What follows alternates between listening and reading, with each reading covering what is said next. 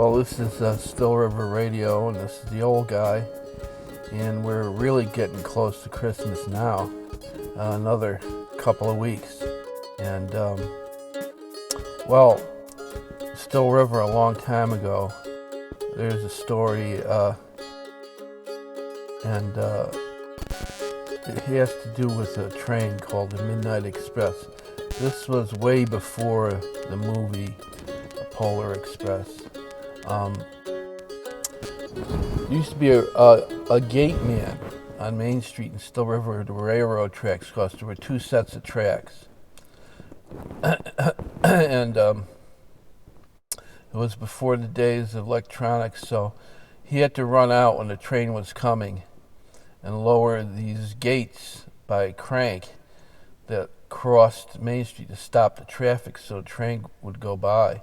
This would cause a lot of traffic jams in the late 50s, early 60s, because a lot of stuff still moved by freight trains, and at least one or two or three a day would go by.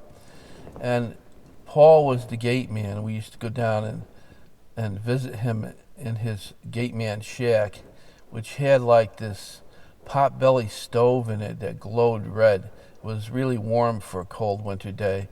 We used to stop at the corner store and get like candy and stuff and go down and sit with Paul and listen to his stories. And he told us that there was this train called the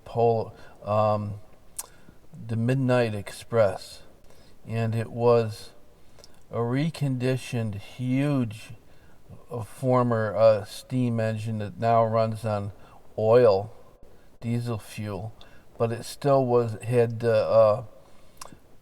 steam. The oil was used to heat the steam, and it was very loud and very fast. It could do like 90 miles an hour, maybe even more. And they would take it out during the holiday time.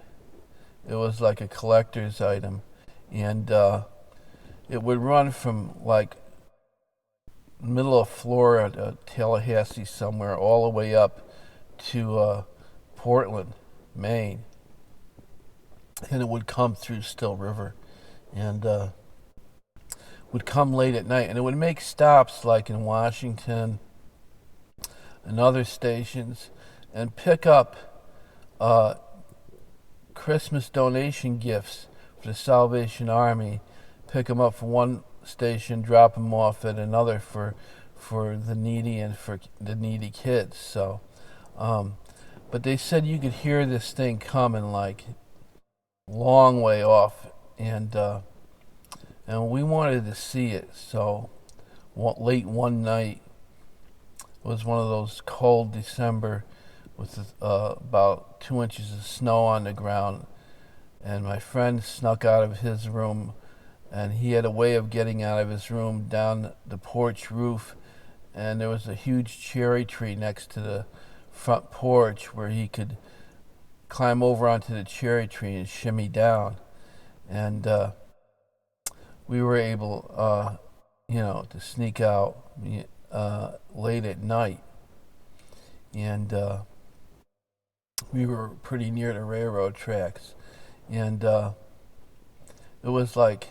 11:30, 12, which was really late for like 10, 11-year-olds, but we heard that it would be coming that night, and we came down, and friend walked down this street. It was very quiet, just the one traffic light before the tracks was blinking red. No traffic, very quiet, and just the snow, and it was like this blue moon out. It made everything this iridescent kind of ethereal blue. And he would walk down, and we came down, and it seemed like your feet wouldn't even touch the ground. And we got down to the back of Paul's shack. We looked in, and he was like snoozed out in his wheeled cushioned chair, and then we heard this noise. We looked down. We knew it was going to be coming up from the south to the north, and we heard it in the distance. It was very loud, and shortly thereafter we heard this roar. We looked down the tracks, which bent around to the left a little, about a little over half a mile down over these trestles, and we could see this glow coming.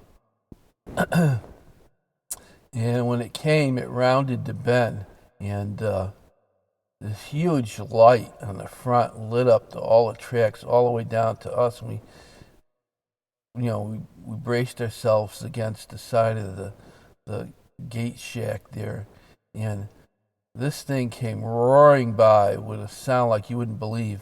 And we saw the engineer with his hat and everything blow the whistle, and Paul inside, you could hear him jump up. We heard the noise, and it came roaring down before he could even get the gates down. And this thing flew by like at least 90 miles an hour. It didn't take long. And this wild-eyed engineer with this different colored engineer hat, like a yellow kind of hat, and the engineer had long hair, blondish hair, and came flying by with his arm raised, or her arm raised, and it flew by and it was gone. And we're like, wow, and awesome. And many years later, there was a donut shop, coffee shop down by the Still River train station, and I walked into the coffee shop around holiday time to get a hot chocolate, and there was a bunch of railroad people standing there talking, and there was this one with a complete outfit, engineer outfit on, with the striped overalls, and had an engineer hat, but it was yellow and it had little red roses on it, embroidered on it, and it was a tall blonde woman, and she had this big badge on her hat in the front that said engineer, 077, express. And I said, that was the engineer of the Midnight Express. And so that's the story of the Midnight Express.